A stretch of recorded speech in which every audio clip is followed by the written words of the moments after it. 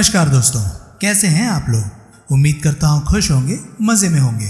तो दोस्तों, जैसा कि आप जानते हैं, मैं इस चैनल पर लेकर आता हूँ नए नए ऑडियो बुक्स जो होते हैं कॉमिक्स से, नॉवल से और स्टोरीज से।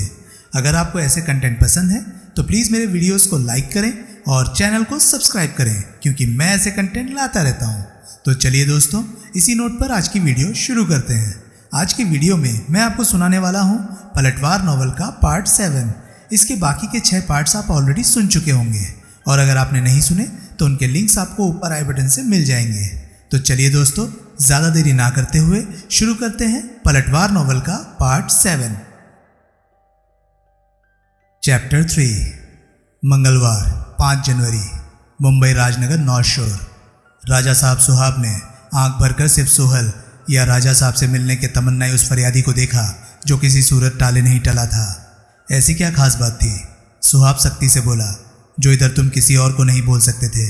क्यों तुम्हारा सोहल से या हमारे से ही मिलना ज़रूरी था?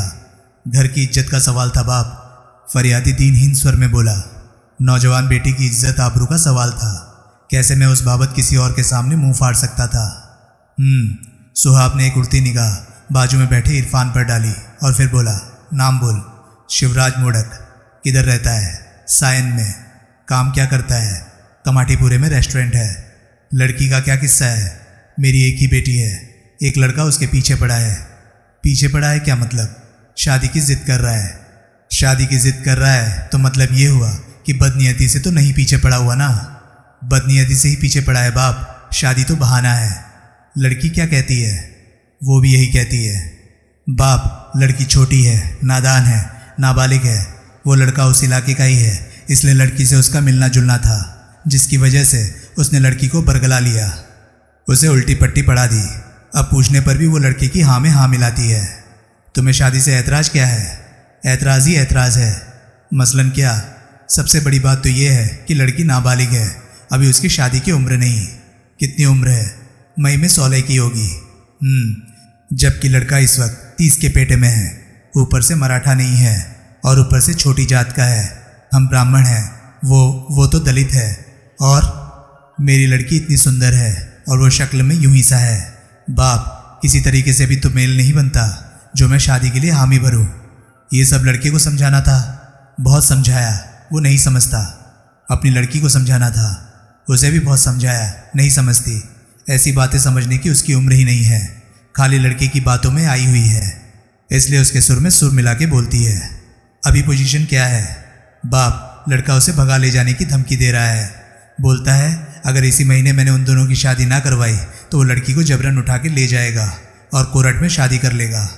नाबालिग से कोर्ट में कैसे शादी कर लेगा? लड़की से उम्र की बाबत झूठ बुलवा देगा। थाने में रपट लिखाई होती। मैं उधर गया था ना बाप, थानेदार ने डांट के भगा दिया, बोला कोई केस ही नहीं बनता था। कैसे नहीं बनता? जब लड़की नाबालिग है तो लड़के पर तो करवा का गंभीर केस बन सकता है बाप। थाने वाले उसकी तरफ का बोलते हैं। मेरे को पक्की की लड़का थानेदार की मुट्ठी गर्म किया। अच्छा, इतनी हैसियत है लड़के की? मोड़क खामोश रहा। क्या करता है लड़का? ठेकेदारी करता है, एक बड़े बिल्डर का सब कॉन्ट्रैक्टर है। फिर तो अच्छी हैसियत होगी, अच्छे पैसे कमाता होगा। वो तो है पर्ण, वो 30 से ऊपर का है, मराठा नहीं है, छोटी जात का है, मामूली शक्ल वाला है। ठीक, लड़की अभी नाबालिग है बाप। मोड़क व्यग्र भाव से बोला। अभी चाहते क्या हो? बस यही चाहता हूँ कि वो मेरी लड़की का पीछा छोड़े, अपनी औकात में रहे, खुद चैन करे और मुझे चैन करने दे। तुम समझते हो कि ये काम हम कर सकते हैं? तुम्हारी लड़की का उससे पीछा छुड़ा सकते हैं हम? बॉस, तुम्हारे तो एक इशारे से ये काम होगा। तुम तो इतने बड़े बड़े काम किया, ये तो मामूली काम। अच्छा, कौन से बड़े काम किए हैं हमने? बॉस, किसी से पूछो तो बोलता है कि आज की तारीख में किधर इंसाफ मिलता है तो इधर चैम्बूर में मिलता है। बाप, वो बिल्डर शहजाद दादर वाला काला घोड़ा की अपनी बिल्डिंग से एक गुवानी बाई को बाहर करता था, तुम उसको ऐसा करने से रोका। कोलाबा वाले सिंधी सेठ के बिगड़े छोकरे को जेल तुम पहुंचाया। एक तो खुद पुलिस का हवलदार था जिसकी बेटी के ससुराल वाले बेटी को वापस भेज दिया और फिर बुलाने के लिए लाखों रुपए की मांग की। तुम सब सेट किया। अभी लड़की इज्जत से ससुराल में, और ससुराल वालों की कोई मांग है ही नहीं। और भी कितना ही काम है जो हर कोई बोलता है कि किया। बाप, मैं ऐसी तो इधर उम्मीद नहीं जोड़ा, ऐसी तो इतने दिनों धक्के नहीं खा रहा। क्या नाम है लड़के का? जिले सिंह किधर पाया जाता है? मैं इधर कागज़ पर। मोड़क ने एक दोहरा किया कागज़ निकालकर सुहाब के सामने रखा। सब लिख के छोड़ा ना?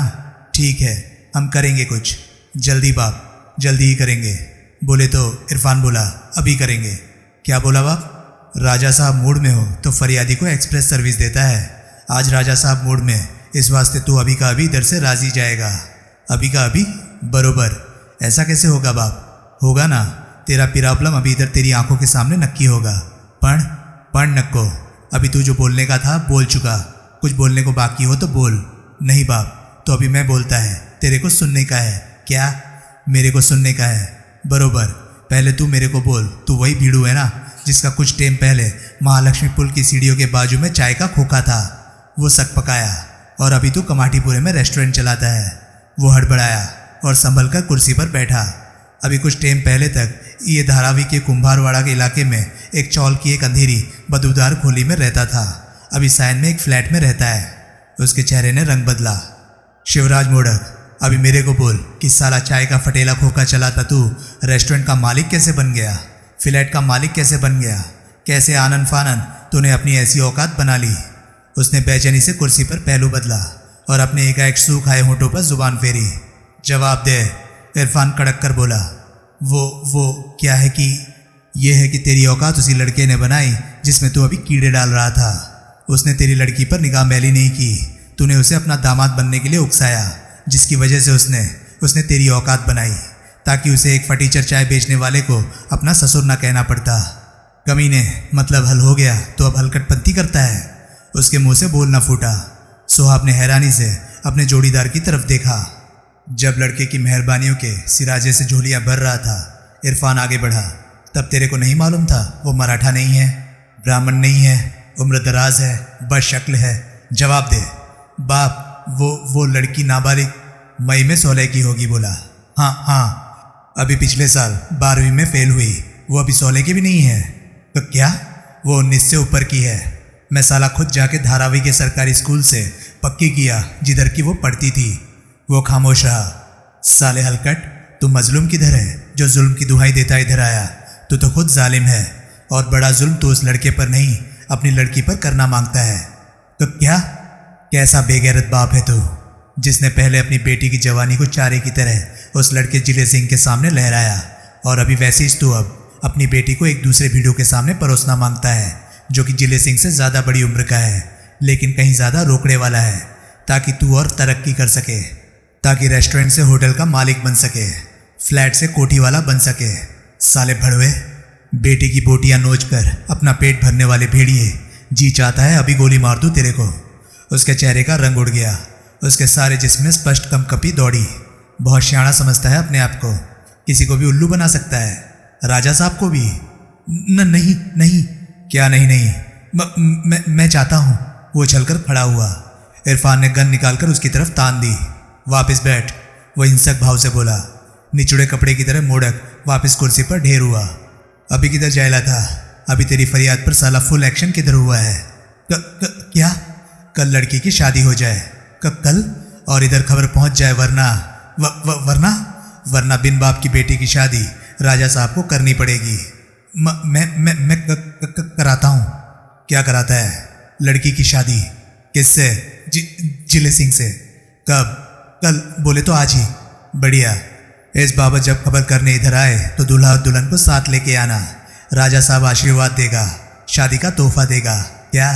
ऐसी ही करूँगा बाप। बढ़िया, अभी निकल ले। वो उठकर यूं वहाँ से रुखसत हुआ जैसे किसी भी क्षण वापस घसीट लिए जाने का अंदेशा हो। पीछे कुछ क्षण खामोशी रही। इसे कहते हैं। फिर सुहाब बोला, रोजे बक्सवाने आया, नमाज गले पड़ गई। तूने अच्छा किया, इरफान बोला, जो उससे शनिवार को ही मिलना कबूल न किया। मेरे को साले भड़वे को जांचने परखने का टेम मिल गया। सच में शादी करवा देगा? नहीं करवाएगा तो सच में बुरी मौत मरेगा। बहरहाल आज के वाक़ये से एक नया सबक मिला कि फरियादी का मकसद हमें उल्लू बनाकर अपना उल्लू सीधा करना भी हो सकता है। मैं करूँगा इस बाबत कुछ। इरफान दृढ़ता से बोला। क्या करेगा?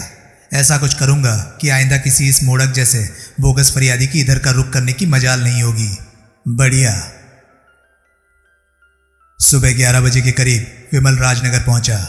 उस घड़ी सी गार्डन में न परमार था न सिमरन थी। वो हरनबी रोड पहुंचा। सिमरन अपने फ्लैट पर मौजूद थी। अरे, वो हैरानी से बोली, लौट भी आए? विमल धम से एक सोफे पर ढेर हुआ। क्या हुआ? उसके सामने बैठती वो बोली। तुम्हें नहीं मालूम? विमल उसे घूरता हुआ बोला। कैसे मालूम होता? जादू से? पासी ने कुछ ना बताया? नहीं तो क्या ना बताया? बताता तो क्या बताता? परमार को भी कुछ ना बताया? अरे क्या, आज का अखबार पढ़ा? नहीं। क्यों? यहाँ अखबार नहीं आता। मैं अखबार नहीं पढ़ती, फिर भी पढ़ना हो तो सी गार्डन पहुंचकर पढ़ती हूँ। तभी तो। क्या तभी तो? कोई खास खबर है अखबार में? बहुत खास खबर है। क्या? दिलीप चौधरी कल से पुलिस कस्टडी से फरार है। अरे, कैसे कर पाया ये करतब? विमल ने बताया। सिमरन बहुत चक्की सी उसका मुंह देखने लगी। इसमें हैरान होने वाली क्या बात है? सुनामपुर में मैं और क्या करने गया था? लेकिन ये तो करिश्मा किया तुमने। क्या चीज़ हो भाई तुम? चौधरी और उसकी भतीजी मुग्धा सुनामपुर में रंजीत पासी के हवाले थे। मैंने उसको बोला था कि वो परमार को इस बाबत खबर करे और बोले कि वो उन दोनों की सुनामपुर से निकासी की कोई जुगत करे। मुझे नहीं लगता उसने ऐसा किया था। किया होता तो इस इतनी बड़ी कामयाबी की खबर परमार ने तुम्हें ज़रूर दी होती। मैंने गलत कहा? नहीं। चाचा भतीजी को पासी की हिफाजत में छोड़कर मैं वहाँ से चला आया था। शाम को जब मैं वहाँ लौटा तो वो तीनों गायब थे। गायब थे? अगर पासी उन्हें यहाँ पहुँचाने में कामयाब हो गया है तो समझो उसने बहुत बड़ा काम किया है। यहाँ कहाँ? परमार के पास, परमार के हवाले। ऐसा कुछ नहीं हुआ है। हुआ होता तो मुझे मालूम होता। मुझे तुम्हारी बात से इत्तेफाक है। परमार अभी भी खैरगढ़ में ही है?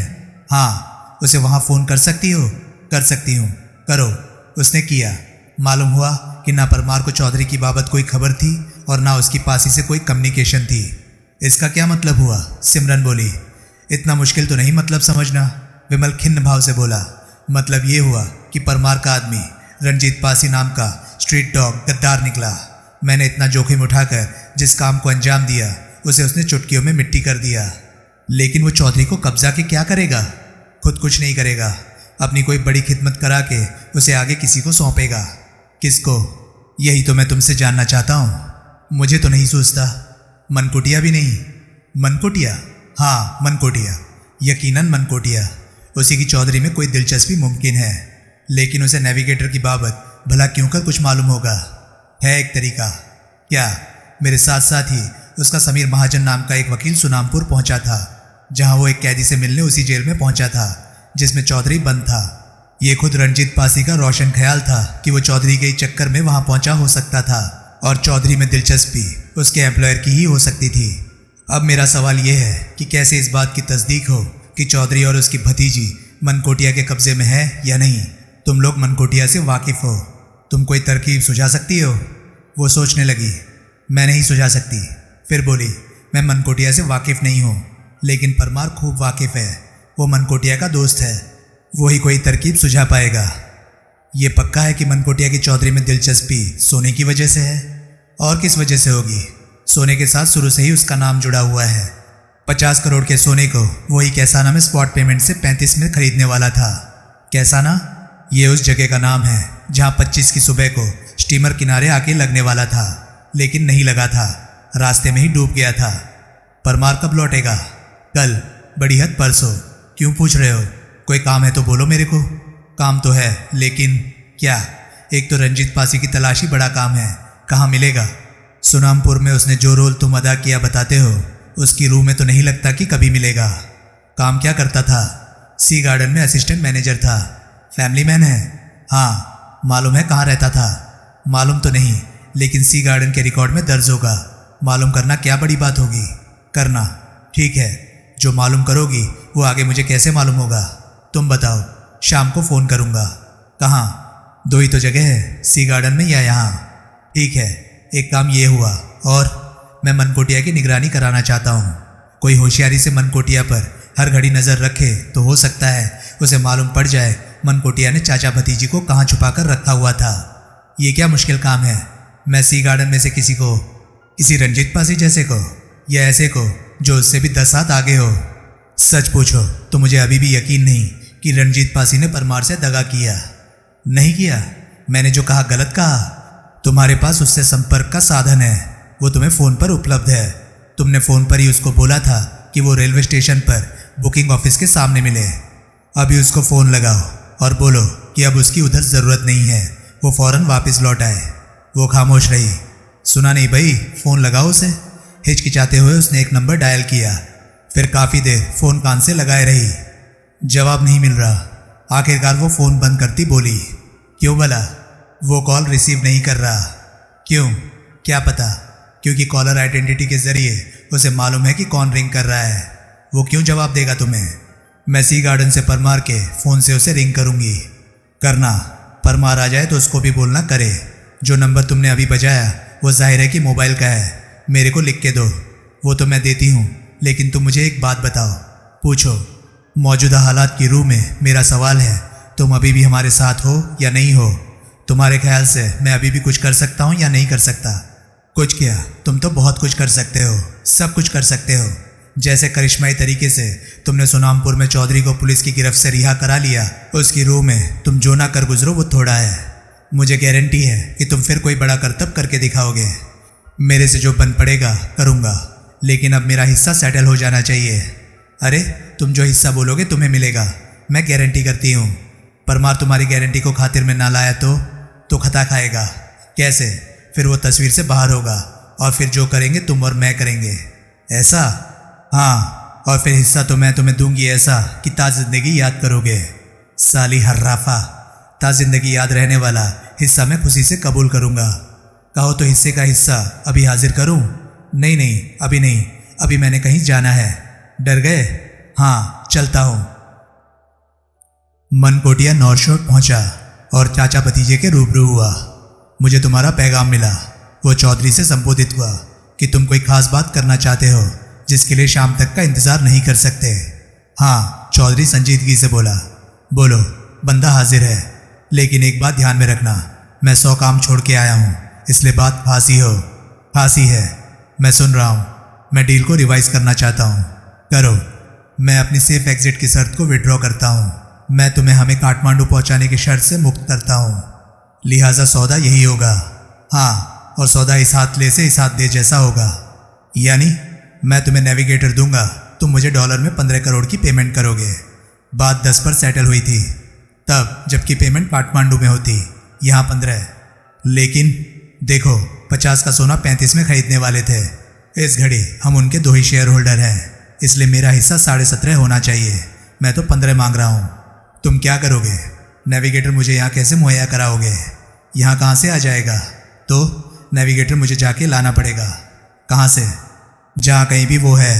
कहाँ है? तुम्हें इससे कोई मतलब नहीं होना चाहिए, है ना? मतलब मैं तुम चाचा भतीजी को नेविगेटर लेने भेज दूँ तो तुम ज़रूरी लौट कर आ जाओगे? नहीं, मैं मुग्धा को यहीं छोड़ के जाऊँगा।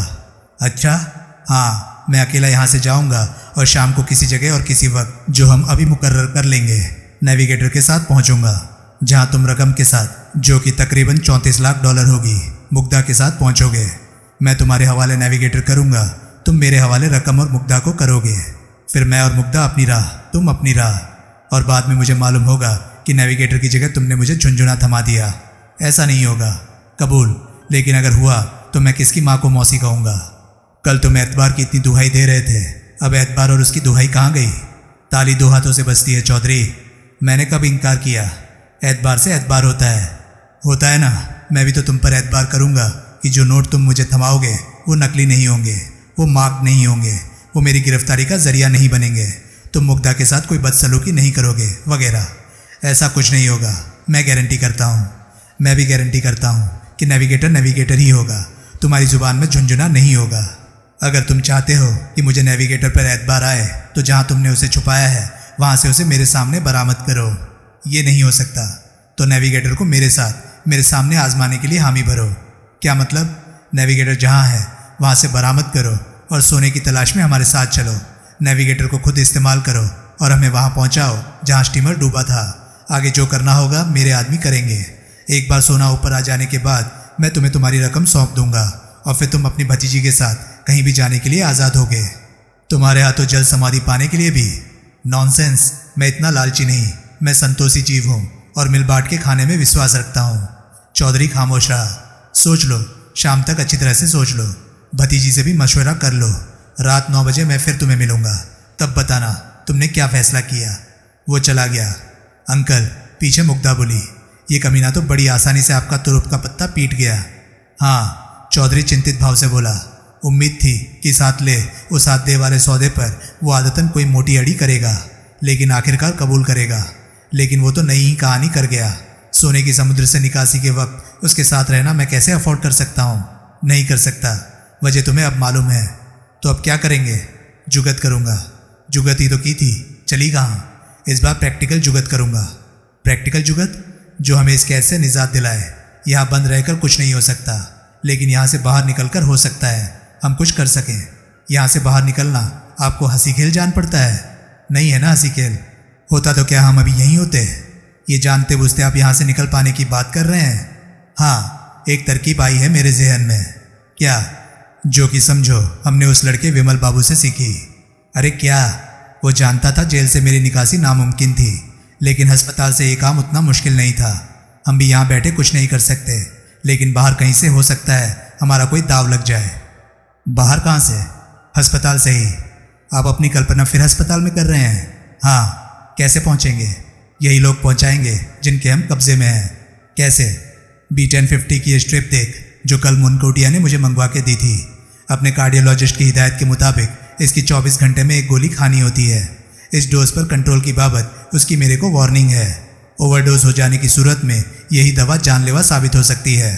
डॉक्टर से मैंने ओवरडोज की बाबत सवाल किया था, तो उसने 4 या उससे ज़्यादा गोलियों को ओवरडोज बताया था। इसका मतलब है कि अभी मैं इसकी 3 गोलियां खा लूँ तो मरूंगा नहीं, लेकिन कुछ तो होगा ना। छाती में दर्द होगा, एंजाइना जैसे लक्षण पैदा होंगे।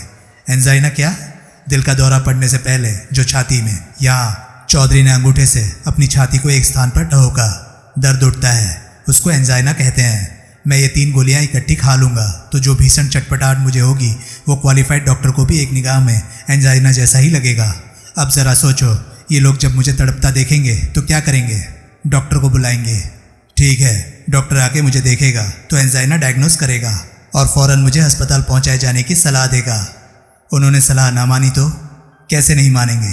साथ ही तुम भी तो हो अल्लाह मचाओगी कि तुम्हारा अंकल मर रहा था और वो लोग थे कि मुझे बचाने के लिए कुछ नहीं कर रहे थे। देख, जेल में मैं कैदी था जहाँ मैं किसी हमदर्दी का हकदार नहीं था। फिर भी आखिरकार मुझे अस्पताल पहुँचाया गया था या नहीं? पहुँचाया गया था। क्यों पहुँचाया गया था? ताकि कहीं मैं मर न जाऊँ। यहाँ भी तो यही सिनेरियो होगा। इन लोगों को तो कहीं ज़्यादा अंदेशा होगा कि कहीं मैं मर न जाऊँ। इनकी निगाह में मैं मर गया तो नेविगेटर का पता मेरे साथ मर जाएगा, फिर ये कभी सोने तक नहीं पहुँच पाएंगे। अब फिर से सोच, ये लोग मुझे यहीं बंद रहने देंगे और मर जाने देंगे या फ़ौरन मुझे अस्पताल पहुँचाने का इंतज़ाम करेंगे? वहाँ पहुँचकर भी क्या करिश्मा हो जाएगा? आखिर रहेंगे तो तब भी हम इनकी पहरेदारी में। कबूल, लेकिन यहाँ से बेहतर हालत में होंगे। यहाँ हमारे पास बाहरी दुनिया से कम्युनिकेशन का कोई ज़रिया नहीं। हमें ये तक नहीं मालूम कि हम हैं कहाँ। लेकिन अस्पताल में ऐसा नहीं होगा। वहाँ हमारा नर्सों से वास्ता पड़ेगा, डॉक्टरों से वास्ता पड़ेगा, अर्दलियों से वास्ता पड़ेगा। कोई तो हमारी सुनेगा तो क्या पता वो हमारा पैगाम उस विमल बाबू तक पहुँचा दे। कैसे पहुँचा देगा? हम नहीं जानते वो कहाँ पाया जाता है। जानते हैं मूर्ख, जानते हैं। वो अलग तारा के हमारे फ्लैट में पाया जाता है। हमेशा नहीं तो कभी कभार तो बराबर पाया जाता है। तभी तो तेरे से फ्लैट की चाबी लेके गया। वहाँ रहने से उसे कोई टोके नहीं, इसलिए लैंडलॉर्ड के नाम अथॉरिटी लेटर लेकर गया है। ओह, हमारी फरियाद पर अस्पताल से कोई उसे फ्लैट पर फ़ोन कॉल भी लगा देगा तो हमारा काम बन जाएगा। वो अकेला आकर इतने आदमियों से भिड़ जाएगा? वो अकेला नहीं है, उसके सिर पर परमार है। वो खुद ऐसा बोला। परमार इस बाबत कुछ नहीं भी करेगा तो देखना, वो खुद ही बहुत कुछ कर लेगा। अस्पताल में आपकी हालत ना सुधरी तो? ना सुधरने का कोई मतलब ही नहीं है। मुझे सच में ही एंजाइना का अटैक थोड़ी ही हुआ होगा, सिर्फ लक्षण ऐसे बनेंगे। मेरे डॉक्टर ने मुझे बताया था कि कंट्रोल्ड ओवरडोज का असर बड़ी हद 2 दिन रहता है। वहाँ मेरा कोई इलाज हो या ना हो, 2 दिन में मैं वैसे ही ठीक हो जाऊँगा। मुझे डर लगता है, बल्कि दहशत होती है। अरे पगली, कुछ नहीं होगा। जो पहले जेल में हो चुका है उससे अभी आप पूरी तरह से कहाँ रिकवर कर पाए हैं। फिर भी ये सिर्फ 3 गोलियां खाने से मेरे को कुछ नहीं होने वाला। एक बार फिर सोच लीजिए। सोच लिया, अब पानी दे मुझे। नहीं। अरे क्या? आप भूल रहे हैं कि आप 1 गोली खा चुके हैं। अभी आप 3 गोलियां खाएंगे तो 1 दिन की खुराक 4 गोली हो जाएगी, जिसे कि अभी आपने खुद ओवरडोज बताया था। मैं सुबह गोली खाना भूल गया था। अंकल, ये झूठ बोलेंगे तो आप मुझे नहीं, अपने आप को धोखा देंगे। अरे भोला ना, मेरे को स्ट्रिप दिखाइए। अगर वो पूरी हुई तो मैं मान लूँगी कि आपने गोली नहीं खाई थी। अरे मुनिया, 4 भी सेफ डोज है, डॉक्टर ने 4 से ज़्यादा गोलियों को ओवरडोज बताया था। आप हाथ के हाथ मुकर रहे हैं। आपने 4 या 4 से ज़्यादा कहा था, सिर्फ 4 से ज़्यादा नहीं कहा था। फिर भी कोई फिर भी नहीं। मैं तो आपके ये रिस्क लेने के भी हक में नहीं हूँ। फिर भी आपकी ज़िद है तो ज़िद की हद तो बरकरार रखिए। ज़िद तो तू कर रही है, बराबर कर रही हूँ, आपकी भलाई के लिए कर रही हूँ। अब आप कहना मानिए। इस सिलसिले में अपनी मनमानी कल कीजिएगा। नहीं, मैं आज की ज़िद पर कायम रहना है तो 2 गोली खाइए, क्योंकि एक आप सुबह खा चुके हैं।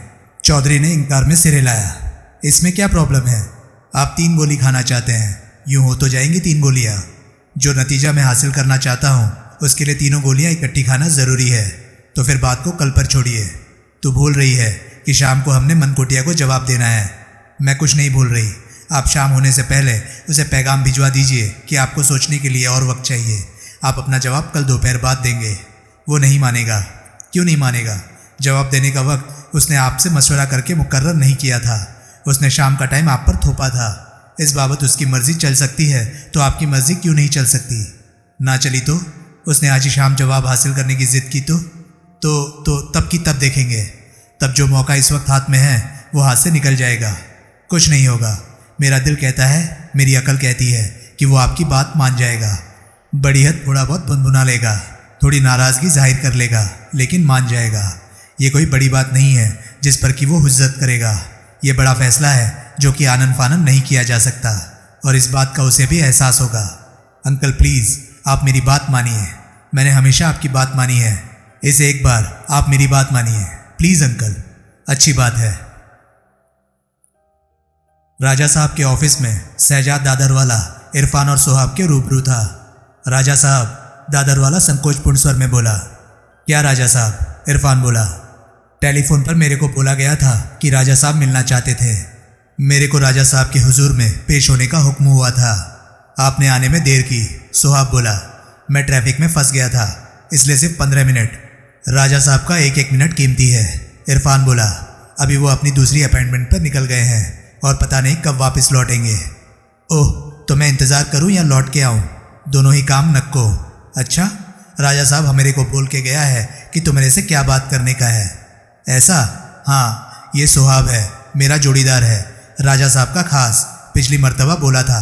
हाँ, ये अभी सब बोलता है। दादरवाला की तवज्जो सोहाब की तरफ हुई।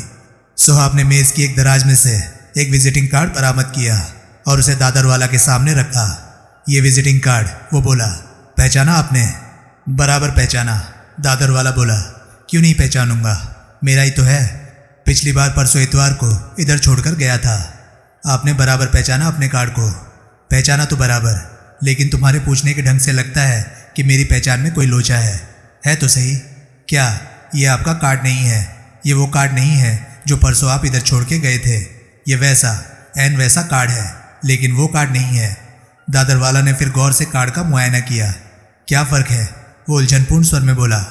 इस कार्ड में एक माइक्रोडॉट कंप्यूटर चिप पेबस्त है, जो कि रेत के एक कण के साइज़ की है, इसलिए नंगी आंखों से दिखाई नहीं देती। ओह, ये ग्लोबल पोजिशनिंग सिस्टम में काम आती है।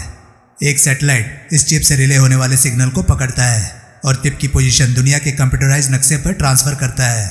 लिहाजा इस सिस्टम के ज़रिए चिप की पोजीशन को ट्रेस किया जा सकता है, भले ही वो दुनिया के किसी कोने में हो। हमें क्योंकि सैटेलाइट की सहूलियत हासिल नहीं है, इसलिए इसका इतना वसीआ इस्तेमाल भी हमें हासिल नहीं है। हम उम्मीद करते हैं, इरफान बोला, कि वसीआ इस्तेमाल की ज़रूरत हमें नहीं पड़ेगी। सैटेलाइट के बिना भी 50 किलोमीटर के दायरे में सिग्नल पकड़ने का जरिया हमारे पास है। सोहाब ने मेज़ पर पड़ा एक लैपटॉप खोला और उसे एक्टिवेट किया।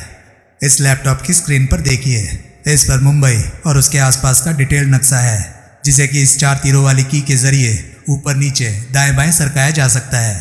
इस वक्त आप देख रहे हैं कि स्क्रीन पर जुहू का होटल सी व्यू के आसपास का इलाका दिखाई दे रहा है, और जहां होटल सी व्यू मार्क्ड है वहां एक लाल डॉट जल बुझ रहा है, जिसका मतलब ये है कि माइक्रोडॉट कंप्यूटर चिप वाला ये कार्ड इस वक्त होटल सी व्यू में मौजूद है। समझे आप? समझा तो सही, दादरवाला बोला। लेकिन का जवाब अभी आगे आएगा। अभी मैं आपको इसकी लाइव डेमोन्स्ट्रेशन दूंगा। कैसे? कार्ड उठा के जेब में रखिए।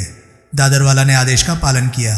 अब आप यहाँ से रुखसत पाइए और होटल से किसी भी डायरेक्शन में जिधर आपका जी चाहे अपनी कार पर कहीं दूर निकल जाइए। एंड 10 मिनट बाद मैं आपके मोबाइल पर आपको फ़ोन करूँगा और आपको बताऊँगा कि आप कहाँ हैं। यहीं बैठे बैठे? जाहिर है कि लैपटॉप की स्क्रीन पर आने वाले सिग्नल के जरिए। ये एक तजुर्बा है जो अभी आप खुद बोलेंगे कि कामयाब है या नहीं। तशरीफ फरमाइए। दादर वाला उठा तो इरफान उसे बाहर पहुंचाने की गरज से उसके साथ हो लिया। उल्टे हाथ वो वापस लौटा। दोनों प्रतीक्षा करने लगे। उस दौरान सुहाब लैपटॉप पर कर्सर चलाता रहा और स्क्रीन पर नक्शे में होती तब्दीलियों पर गौर करता रहा। ठीक 10 मिनट बाद उसने दादरवाला का मोबाइल बजाया। मिस्टर दादरवाला, वो बोला। यस, आप डोमेस्टिक एयरपोर्ट के अराइवल लाउंज के सामने हैं। ठीक, लौट आइए। चमत्कृत दादरवाला वापस लौटा। कमाल है, वो बोला। इतनी आसानी से आप यहाँ बैठे जान गए कि मैं कहाँ हूँ। हम ये नहीं जान गए कि आप कहाँ हैं। सुहाब बोला। हम ये जान गए कि कंप्यूटर चिप वाला आपका स्पेशल विजिटिंग कार्ड कहाँ है। एक ही बात नहीं है। नहीं, एक ही बात नहीं है। आप कार्ड रास्ते में फेंक सकते हैं, किसी दूसरे को सौंप सकते हैं। इस सूरत में जबकि कार्ड आपके पास नहीं होगा, हमें क्यों कर मालूम होगा कि आप कहाँ हैं। ओह, लेकिन इस तरीके से आप हासिल क्या करना चाहते हैं?